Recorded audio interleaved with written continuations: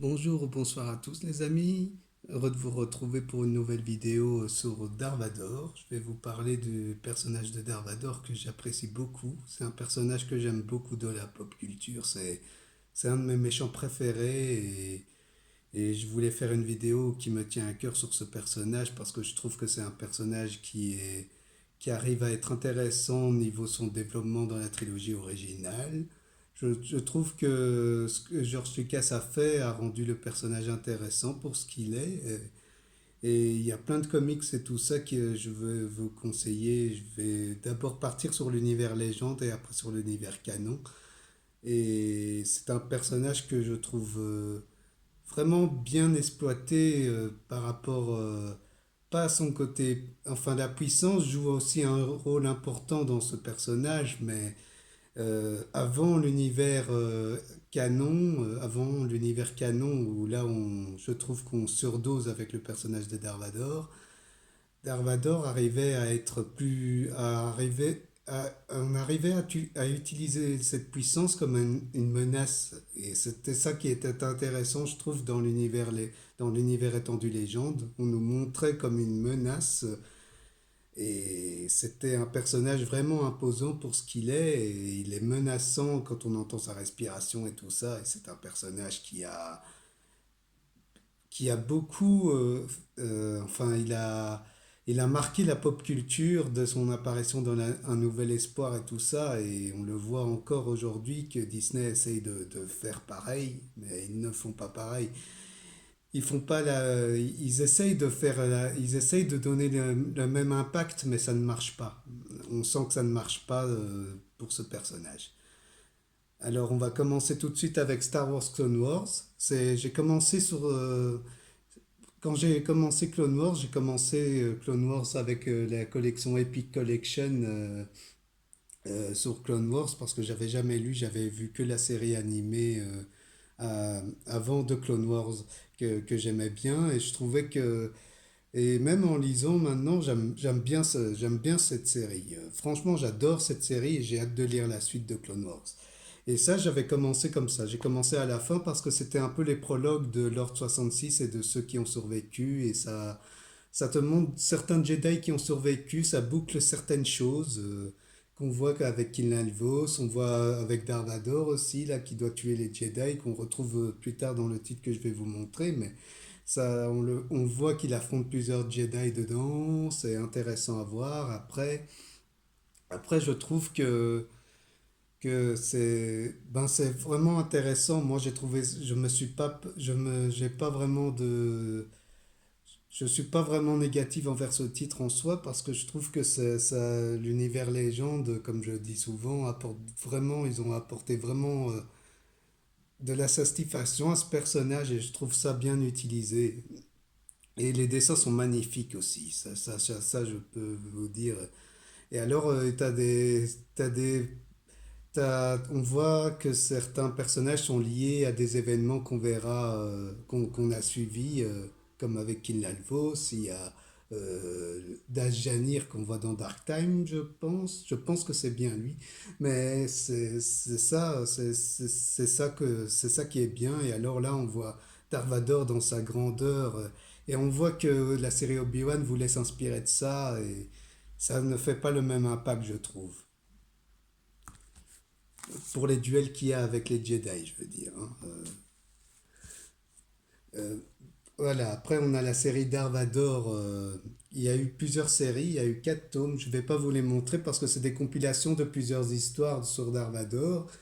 Et ça explique vraiment bien le développement du personnage. On voit vraiment tout ce qui... On voit ses échecs, on voit on voit l'empereur qui est déçu de... Enfin, on le voit en partie que c'est qu'il il veut satisfaire l'empereur de tous ses faits et il n'est pas satisfait. Enfin, t'as différentes histoires, je me souviens pas de toutes les histoires, mais on voit un côté intéressant parce que là, comme la purge Jedi, c'est montré, c'est vraiment intéressant à voir. Et pour parler de cette série, j'ai été satisfait quand je l'ai lu. J'ai pas. Après, c'est pas ma. Enfin, si, c'est ça. C'est pas. J'ai bien aimé. En fait, pour moi, c'est pas un problème de lire ça parce qu'on sait s'y retrouver sans problème. Il n'y a pas d'incohérence scénaristique comme on pourrait voir dans l'univers canon et c'est ça qui est cool. Après, il y a les intégrales d'Arvador qui sont à peu près la même chose que la série d'Arvador. Mais c'est aussi des compilations de plusieurs histoires. On voit Dark Maul face à Darvador, qui est un combat assez symbolique, je trouve, par rapport au personnage de Darvador. Juste qu'il y a eu un problème d'impression parce qu'il y a, il y a deux, il y a la deux, il y a, ils ont imprimé l'histoire, les histoires que je vous raconte, elle est aussi dans la même intégrale. Alors c'est un peu bizarre. Après, c'est une excellente porte d'entrée pour découvrir le personnage de Darvador. Ces séries sur Delcourt, c'est vraiment intéressant à voir parce que ça vous permet de voir l'ampleur du personnage de Darvador, de montrer sa puissance, de montrer qu'il est capable de tout faire et n'importe quoi, hein. Malgré les situations, il s'en sort toujours. Et c'est ça qui est intéressant à voir sur ce personnage, je trouve. Et après, vous connaissez, hein, il devient gentil, il devient Anakin Skywalker, et c'est une bonne conclusion à ce personnage qui le mérite amplement. Ce personnage a été bien développé dans la trilogie originale, et c'est ça qui était sympa à voir. Et ça, c'est les contenus que vous voyez là dans l'univers Legend, ça arrive à compléter ce que vous aimez bien dans l'univers Star Wars. Darth Vader est un personnage iconique et ça rend hommage à cette icône qui est Darth Vader en lui donnant des enjeux importants et tout ça, même si je vous donne pas tout le contenu, je vous dis pas tout le contenu, mais je vous dis mon ressenti de ce que peut être ces tomes parce que c'est ce qu'il faut retenir de ce personnage parce que ce personnage arrive à être intéressant pour ça. Et c'est dommage que l'univers canon ne le fait pas et on va arriver à l'univers canon qui, je suis pas tellement attaché à l'univers canon, alors je vais commencer par celui-là. Star Wars, l'ère de la rébellion, qui est un peu des histoires anthologiques sur l'univers Star Wars. Et ça, c'est sur les vilains. Et ça, je vous conseille de lire parce que c'est des petites histoires qui sont sympatoches, même si c'est plus des anthologies que des histoires principaux. Je trouve ça vaut le coup parce qu'il y a des histoires sur Boba Fett, il y a des histoires sur Darvador, mais ça développe rien du tout. Ça développe rien du tout, c'est juste des extensions de Darvador en fait. Enfin, c'est juste une extension de chaque personnage. Ça n'apporte rien du tout au développement d'un personnage. C'est juste pour voir le personnage en action et tout ça. C'est juste ça. Mais après, c'est divertissant, mais c'est pas non plus exceptionnel comme ce que je viens de vous montrer, parce que là, il y avait vraiment des impacts. Et là, c'est moins impactant parce qu'on sent que c'est du recyclage de certaines histoires qu'on a déjà vues. Et c'est bien ça le problème de la continuité, enfin de l'univers étendu canon, hein, c'est ça le problème. Après, il y a la série Darvador de Kieron Gillian, hein, que ça, c'est la seule série que j'ai vraiment suivie et que j'ai bien aimé pour son développement avec Darvador qui cherche Luke Skywalker après que Luke Skywalker a réussi à détruire l'étoile noire et on sent que Darvador est à sa recherche, il essaye de montrer que on voit Luke Skywalker en plus qui veut se venger de lui pour venger Obi-Wan, mais Obi-Wan se fait tuer. Obi-Wan se fait tuer dans un nouvel espoir et c'est ça il a remarqué. Et voilà. Après, on a un côté politique et tout ça qui est intéressant à voir et qu'Aaron Gillian, il arrive bien à faire ça. Même si pour moi, comme je l'ai dit, ça ne vaut pas l'univers étendu légende, mais pour dire de son contenu, on sent il y a quelque chose, ça se narre, ça fait des liens avec l'univers Star Wars que Jason Aaron a écrit là ça fait des liens avec ça sans problème, hein. Même pour moi, je trouve que ça se vale plus que la série de Jason Aaron pour ma part, parce que la série de Jason Aaron s'étend trop sur des trucs et ça n'avance pas. C'est pour ça que j'ai décroché cette série-là de Jason Aaron. Je trouvais que ça n'avançait pas, alors que dans l'univers étendu légende, ça arrivait à donner suffisamment d'infos pour que tu sois vraiment intéressé par la chose. Et c'est ça qui est intéressant à voir. Et dans ce titre-ci, même avec les dessins de Salvador Larroca, qui sont vraiment, ils font le taf, ils font vraiment le taf pour rendre une histoire intéressante et tout ça, mais après, l'histoire est pas, et, et on pourrait pas la dire que c'est la meilleure histoire sur Darvador. Après, il y a le Seigneur Noir des Sith que je n'ai pas lu, mais je pense que une fois je le lirai, mais je suis pas emballé, parce que ça se passe après l'épisode 3 et moi, je trouve que dans l'univers canon, on a tendance à trop développer la prélogie. On se contente de ce que la prélogie a fait pour exploiter des personnages. On en fait trop pour ça, alors que l'univers étendu légende arrivait à bien faire ça, à bien fonctionner ça, arrivait pas à en faire des caisses. Et là, je trouve que l'univers canon, on s'appuie trop sur ça et ça fait des références sur certaines choses qu'on pourrait s'en passer et c'est ça qui est dommage. Enfin voilà. Je ne vais pas m'étendre plus sur ce titre parce que ce titre est très, et pour moi, il est juste bien, mais c'est pas impactant pour moi. C'est un bon titre intéressant à lire pour ce qui est de Darvador parce que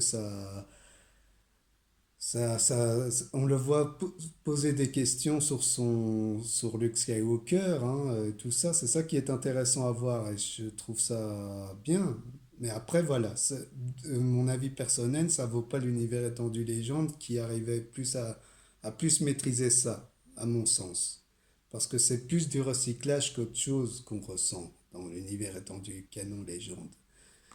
Et c'est ça qui est un peu freinant de ce que fait Disney avec Star Wars. Après, on a Star Wars Vador abattu, qui est un crossover avec les personnages qui est réuni pour le run de Jason Aaron sur Star Wars, qui est un... Voilà, ça fait un lien avec Darth Vader qui cherche les rebelles, et là on le voit tuer des rebelles et tout ça. Et c'est un truc que, justement, la série Obi-Wan pompe dessus, et ça, je trouve ça... Même ça, c'est mieux fait que...